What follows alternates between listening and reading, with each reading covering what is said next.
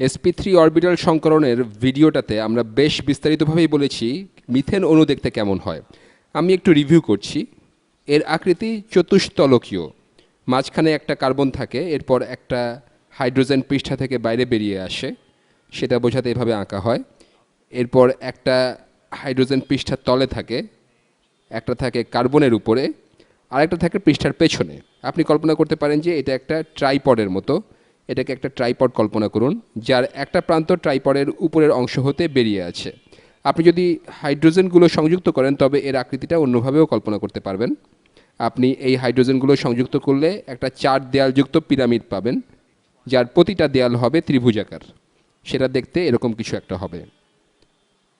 আমি এটা আঁকা যথাসাধ্য চেষ্টা করছি। পিরামিডটা দেখতে এরকম হবে। যদি আপনি এটার ভেতর দিয়ে দেখেন, এটা হবে একটা দেয়াল, আর একটা দেয়াল হবে এখানে, পেছনের দিকটা হবে এখানে, এখানে, আর চতুর্থ দেয়ালটা হবে সামনে, যেটা স্বচ্ছ। তাহলে চতুর্থ দেয়ালটার ভেতর দিয়ে আমরা পিরামিডটা দেখছি, সেটা হবে এখানকার এই সামনের অংশটা। তাহলে আপনি মিথেনের ক্ষেত্রে এরকম ভিন্নভাবে চিন্তা করতে পারেন। মিথেনের ক্ষেত্রে এরকম হয়। আমি এবার আরেকটু বেশি জটিল ইথেন অণুর দিকে যেতে চাই। আমরা এ পর্যন্ত যেভাবে আঁকছিলাম, আমার মনে হয় সবচেয়ে সহজভাবে আঁকলে ইথেন হবে এরকম। এটা হলো ইথেন। ইথেনের ক্ষেত্রে এখানে একটা কার্বন, এখানে একটা কার্বন, আর এখানে একটা কার্বন থাকবে, আর প্রতিটা কার্বনের সাথে 3টা করে হাইড্রোজেন যুক্ত থাকবে। আমরা এভাবে এটা আঁকতে পারি, প্রতিটা কার্বনের সাথে 3টা হাইড্রোজেন বন্ধনে আবদ্ধ। এখন আমরা জানি যে বন্ধন গঠনের সময় কার্বনের sp3 সংকরিত অরবিটাল তৈরি হয়, যেটার আকৃতি হয় চতুস্তলকীয়।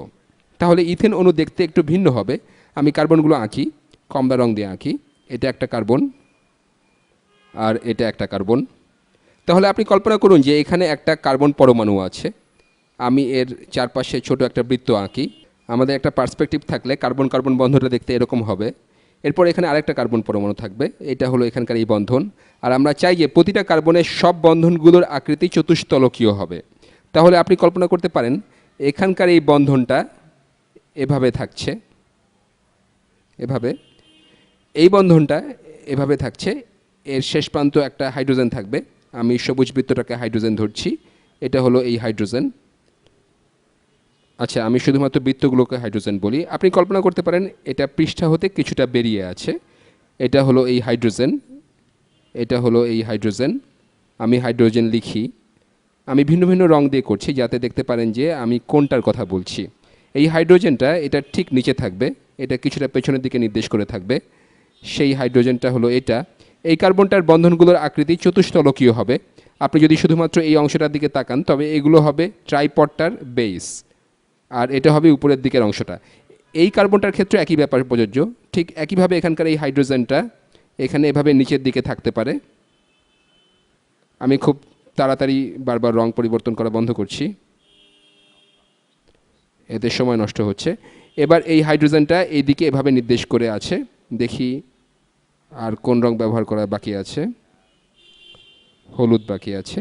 এখানকার এই হাইড্রোজেনটা এভাবে আছে, তাহলে এটা হলো ইথেনের একটা সম্ভাব্য গঠন। আমি এখানে এটা যেভাবে এঁকেছি আপনি এরকম মডেল পেতে পারেন। আপনি বলযুক্ত ছোট কাঠের লাঠি আর এটা পেতে পারেন। বলগুলো যেখানে আসলে পরমাণুটাকে সূচিত করে, এটাকে বলা হয় বল অ্যান্ড স্টিক মডেল। এটাকে বলা হয় বল অ্যান্ড স্টিক মডেল। এটা হলো ইথেনের বল অ্যান্ড স্টিক মডেল। আমরা আরও সহজভাবে এটা আঁকতে পারি, সেটাকে বলা হয় হর্স শু প্রজেকশন। না, এটা আসলে স হর্স প্রজেকশন। আমি প্রায়ই হর্স শু বলে ফেলি। এটা হলো স হর্স প্রজেকশন। এটা দেখতে এরকম হবে। আমি ইথেনের এই গঠনটাকেই স হর্স প্রজেকশনের মাধ্যমে দেখাচ্ছি। আপনারা জানেন যে স হর্স দেখতে কেমন হয়। আমি এখন যা আঁকবো স হর্স দেখতে সেরকম। এটা দেখতে এমন হয়। উপরে যেভাবে এঁকেছি আমি এখানেও সেভাবে আঁকতে পারি। এখানে একটা কার্বন, এখানে একটা কার্বন, এরপর এখানে একটা, এখানে হাইড্রোজেন, এখানে হাইড্রোজেন, এখানে হাইড্রোজেন, এরপর এখানে। আচ্ছা, আমি উপরে যেটা যেভাবে এঁকেছি সেটা একটু ভিন্ন। আমরা যাতে সমান্তরাল অংশগুলো দেখতে পারি এবং জিনিসগুলোকে ঘোরাতে পারি, উপরে যেভাবে এঁকেছিলাম তাতে এখানে হাইড্রোজেন, এখানে হাইড্রোজেন, এখানে হাইড্রোজেন ছিল, এপাশে হাইড্রোজেন, হাইড্রোজেন, হাইড্রোজেন।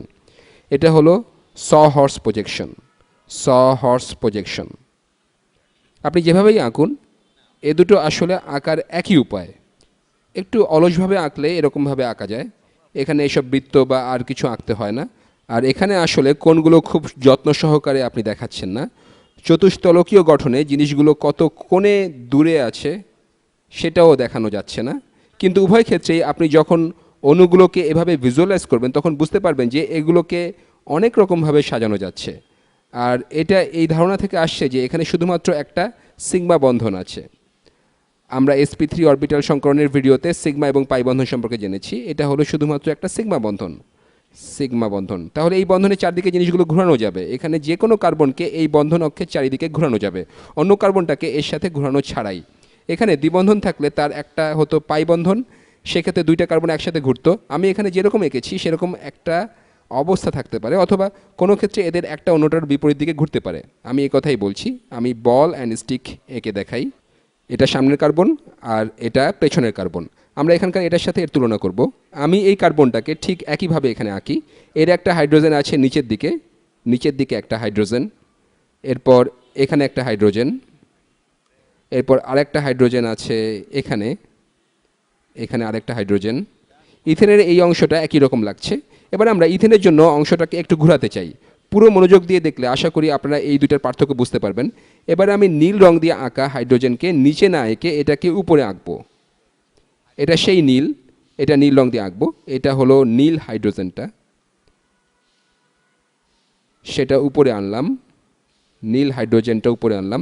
তাহলে আমি এটাকে ঘোরাচ্ছি, নীল হাইড্রোজেনটা নিচে ছিল, এটাকে ঘুরিয়ে নীলটাকে এবার উপরে নিয়ে আসলাম। তাহলে এবার সবুজ হাইড্রোজেনটা এবার ঘুরে এখানে আসবে।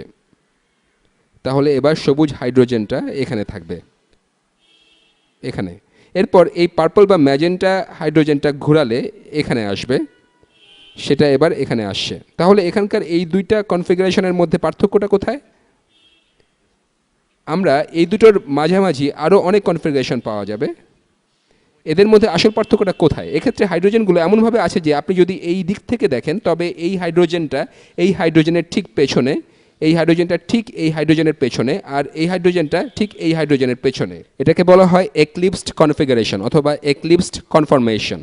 আমি লিখছি এক্লিপসড কনফরমেশন, এক্লিপসড কনফরমেশন। আর এখানে কোনোটার পেছনেই কোনোটা নেই। আপনি এটা ঠিক পেছন থেকে দেখলে আপনি এই বিন্দুতে আসবেন আর পেছনে কিছু নেই। আর আপনি যদি এখান থেকে সোজা সামনে তাকান তবে এখানেও কিছু নেই। তাহলে কোনোভাবেই পেছনে যেগুলো আছে আপনি এদিক থেকে দেখলে সামনে কোনোটা দিয়েই পেছনের কোনোটা ব্লক হয়ে যাবে না। এটাকে বলা হয় স্ট্যাগার্ড কনফরমেশন, স্ট্যাগার্ড কনফরমেশন। এখন আমরা এটা নিয়ে কেন চিন্তা করব? ঠিক আছে, আমি এই পেছনের অণুটাকে না হয় ঘুরালাম, তাতে আমার কী বা যায় আসে? এই জিনিসটার গুরুত্ব আসলে কোথায়? এই বিষয়টা আসলে ইন্টারেস্টিং যে আপনি এখানকার এই জিনিসটাকে চারপাশে মোচড়াতে পারেন। এজন্য এটার সাথে এই সামনের অণুটা মোচড় খাওয়া শুরু করবে না। এর চেয়ে গুরুত্বপূর্ণ ব্যাপারটা হলো এদের বিভিন্ন শক্তি স্তর আছে। আপনি এভাবে চিন্তা করতে পারেন যে আপনি একটা স্প্রিংয়ে মোচড় দিচ্ছেন, তাহলে স্প্রিংটা একটা কনফরমেশন থেকে অন্য কনফরমেশনে যেতে চাইবে। আমি নিউম্যান প্রজেকশন নামে একটা জিনিস আঁকছি যেটাতে বিষয়টা আরও ভালোভাবে বোঝা যায়। নিউম্যান প্রজেকশন, এক্ষেত্রেও আমি এই একই জিনিসটা আঁকবো, কিন্তু নিউম্যান প্রজেকশনে কার্বনগুলোকে সরাসরি একটার পেছনে আরেকটা বা একটার সামনে আরেকটা আঁকা হয়। এক্ষেত্রে এই সামনের কার্বনটা হবে এই হাইড্রোজেন তিনটার বন্ধনের ছেদবিন্দু। তাহলে আমি এটা নিউম্যান প্রজেকশন আঁকি। তাহলে আমরা নিউম্যান প্রজেকশনের দিকে যাচ্ছি। Newman projection, Newman projection. আমি শুরুতেই স্ট্যাগার্ড কনফরমেশনের জন্য নিউম্যান প্রজেকশন আঁকবো। আমরা এক্ষেত্রে এই কার্বনটাকে সামনের কার্বন হিসেবে নিচ্ছি। এখানে একটা হাইড্রোজেন নিচের দিকে আছে, একটা হাইড্রোজেন সোজা নিচের দিকে এভাবে আছে, এরপর আরেকটা হাইড্রোজেন উপরে বাম দিকে বেরিয়ে থাকছে, এরপর এখানকার হাইড্রোজেনটা ডান দিকে আসছে। আমি এটা একই রং দিয়ে দেখাই। তাহলে সামনের কার্বনটা এই তিনটা হাইড্রোজেনের বন্ধনের ছেদবিন্দুতে থাকবে। আর পেছনের কার্বনটা আমি বলেছি যে সামনের কার্বনটা এই তিনটা হাইড্রোজেনের বন্ধনের ছেদবিন্দুতে থাকবে, আর পেছনের কার্বনটাকে একটা বৃত্ত দিয়ে প্রকাশ করতে হবে। এই বৃত্তটা পেছনের কার্বনকে সূচিত করে, আর সামনের কার্বন হবে একটা ছেদবিন্দু। বিষয়টা এভাবে ভিজুয়ালাইজ করা হয়। আপনি যদি এভাবে আঁকেন তবে পেছনের কার্বনটার এই নীল হাইড্রোজেনটা উপরের দিকে বেরিয়ে থাকবে। এখানে হবে এই নীল হাইড্রোজেনটা, সেটা এখানে এভাবে থাকবে। এই সবুজ হাইড্রোজেনটা এখানে এভাবে আসবে। এরপর ম্যাজেন্টা হাইড্রোজেনটা আসবে এখানে। আপনি যদি এটার দিকে এভাবে দেখেন তবে আরও ভালোভাবে বোঝা যায় যে এটা হলো স্ট্যাগার্ড। আমরা এদিক থেকে সোজা এই ইথেন অণুর দিকে দেখছি। আমরা যখন সোজা দেখছি তখন সামনের কার্বনটা অণুটাকে ব্লক করে দিচ্ছে, কিন্তু এভাবে আপনি দেখতে পাচ্ছেন যে সামনের কার্বনের হাইড্রোজেনগুলো পেছনেরগুলোর সাপেক্ষে স্ট্যাগার্ড। এক্ষেত্রেও এটা হলো স্ট্যাগার্ড। এবার এক্লিপস কনফরমেশনের নিউম্যান প্রজেকশন আঁকা যাক। নিউম্যান প্রজেকশনে সামনেটা দেখতে একই রকম হবে। এখানে একটা হাইড্রোজেন আছে, এরপর আছে এই হাইড্রোজেনটা, এই হাইড্রোজেনটা এভাবে আছে। এরপর এই নীল বা পার্পল মনে হচ্ছে সেই হাইড্রোজেনটা নিচে আছে। এটা হলো সামনের অংশ। পেছনের অংশটা ঠিক এগুলোর পেছনে আছে। আমি পেছনের কার্বনটা আঁকি। সামনের কার্বনটা এই ডট দিয়ে প্রকাশিত হচ্ছে, আর পেছনের কার্বনটা এভাবে প্রকাশিত হবে। এখন এক্লিপস কনফরমেশনে এই হাইড্রোজেনটা এই হাইড্রোজেনের ঠিক পেছনে আছে, সেটা এখানে এভাবে আঁকতে হবে। এটা ঠিক পেছনে। এটা বেশ হিজিবিজি হয়ে যায়। তাই কেউ যখন স্ট্যাগার্ড কনফরমেশন, না দুঃখিত, যখন এক্লিপস কনফরমেশন নিউম্যান প্রজেকশনে আঁকে তখন পেছনের হাইড্রোজেনটাকে সরাসরি পেছনে না দিয়ে সামান্য ডান দিকে বা সামান্য বাইরের দিকে রাখে। এবার এই ম্যাজেন্টা হাইড্রোজেনটা তার সামনের হাইড্রোজেনের ঠিক পেছনে আছে, কিন্তু সেটা এভাবে দেওয়া হয় যাতে আপনি সেটা দেখতে পারেন। আর শেষের নিচের এই নীল হাইড্রোজেনটা থাকছে, নীল হাইড্রোজেনটার নিচে এখানে এভাবে থাকবে। এটা হলো এক্লিপসড কনফরমেশনের Newman projection. Eclipsed conformation, eclipsed conformation, eclipsed conformation. আপনি এখানে দেখবেন যে পেছনের হাইড্রোজেনগুলো সামনের হাইড্রোজেনগুলো দ্বারা ঢাকা পড়ে যাচ্ছে বা এক্লিপসড হচ্ছে। আমি যদি সঠিকভাবে আঁকতাম তবে সেগুলো প্রথমগুলো ঠিক সামনে থাকতো। এবার আমি আর একটা ধারণার সাথে আপনাদের পরিচয় করিয়ে দিতে চাই, সেটা হলো এই বিভিন্ন হাইড্রোজেনের মধ্যবর্তী কোণের ধারণা। আপনি জানতে চাইতে পারেন এই কোণটা কত। এখানকার এই নীল হাইড্রোজেন আর এই গোলাপি হাইড্রোজেনের মধ্যবর্তী কোণটা কত। আপনি যখন ত্রিমাত্রিকভাবে দেখবেন তখন আপনি আসলে এই নীল আর গোলাপি রঙের হাইড্রোজেনের মধ্যবর্তী কোণ কত বলতে পারবেন না, কিন্তু নিউম্যান প্রজেকশনে এটা হলো একটা থেকে আরেকটা কতটা ঘুরে গেছে। এখানকার এই কোণটাকে বলা হয় ডাইহিড্রাল কোণ, ডাইহিড্রাল অ্যাঙ্গেল। অনেক সময় এরকম বলা হয় যে এই হাইড্রোজেনের ডিএ এই হাইড্রোজেনের সাপেক্ষে হলো ধরুন 60 ডিগ্রিজ, আর এক্ষেত্রে এই হাইড্রোজেনের সাপেক্ষে এই হাইড্রোজেনের ডিএ হলো 0 ডিগ্রিজ। এই কোণ দিয়ে আসলে বোঝানো হয় যে হাইড্রোজেনগুলো কত বেশি স্ট্যাগার্ড বা কত বেশি এক্লিপসড। আর সবার শেষে আমি একটু ধারণা দিতে চাই যে কেন আমরা এটা নিয়ে চিন্তা করছি। সবগুলো হাইড্রোজেনই এর চারপাশে ইলেকট্রন মেঘ আছে, সবগুলো বন্ধনেরও তাদের চারপাশে ইলেকট্রন মেঘ আছে। এরা সবই নেগেটিভ, এরা একে অন্যের থেকে যতটা সম্ভব দূরে থাকতে চায়। এদের সবগুলোই এখন স্ট্যাবল বা সুস্থিত। এখানে বন্ধনগুলো এমনভাবে হয়েছে যে এরা সুস্থিত কাঠামো পেয়েছে। সবগুলোতেই ইলেকট্রন এমনভাবে আছে যে এদের যোজ্যতা শেল বা অরবিটাল পূর্ণ হয়েছে। তাহলে ইলেকট্রন মেঘ একে অন্যের কাছ থেকে দূরে থাকতে চায়। আর এক্ষেত্রে এই এক্লিপস কনফরমেশনে এখানকার এই হাইড্রোজেন দুইটা, আমি অন্য রং দিয়ে দেখাই,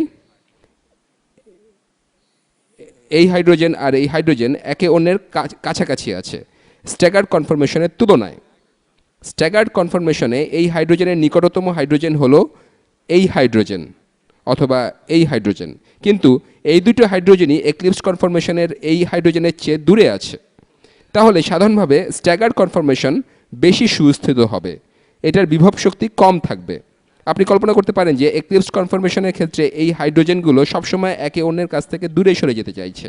স্প্রিংয়ের সাথে তুলনা করলে ধরতে পারেন এটা একটু বেশি প্যাঁচানো একটা কনফরমেশন, এটার বিভব শক্তি বেশি আছে। আর যখন প্যাচটা খুলে দেওয়া হবে বা খুলে যাবে তখন এটা স্ট্যাগার্ড কনফরমেশনে চলে আসে, কারণ এই কনফরমেশনে সবগুলো হাইড্রোজেনই একে অন্যের থেকে যত দূরে সম্ভব তত দূরে অবস্থান করছে।